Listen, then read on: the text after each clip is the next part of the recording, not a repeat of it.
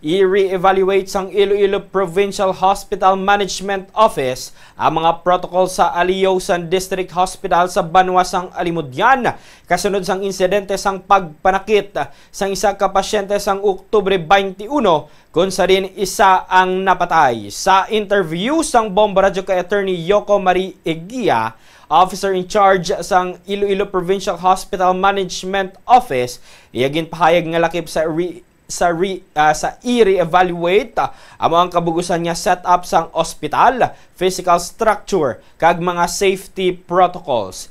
Una nga prioridad sa mga opisyal ang mga pagpasiguro nga gilayon nga mabulong ang mga biktima sang nasambit nga insidente. Lakip na ang paghatag sang post-incident support sa mga staff sang ospital nga naapektuhan bangod isa inika traumatic experience. Ginpahayag maniya nga nagpagwa na sang direktiba ang Chief of Hospital nga magpatuman sang immediate psychosocial support sa mga empleyado. Ginpatag man sang opisyal nga ang kaso sang suspect nagakinahanglan sang highly specialized nga pag-asikaso. Ang Aliosan District Hospital bilang isa ka level 1 hospital may limitado nga serbisyo kag nagahatag lamang sang general kag basic mental health services. Sunod kay Dr.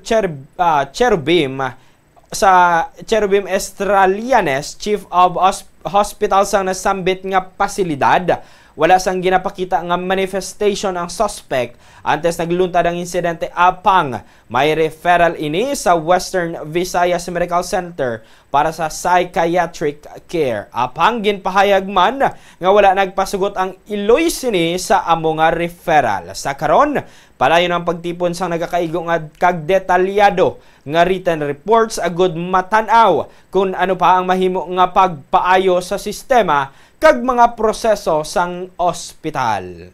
May ara nga cases nga ginhambalan siya sang ato nga doktor diri nga for referral siya nga mga incident.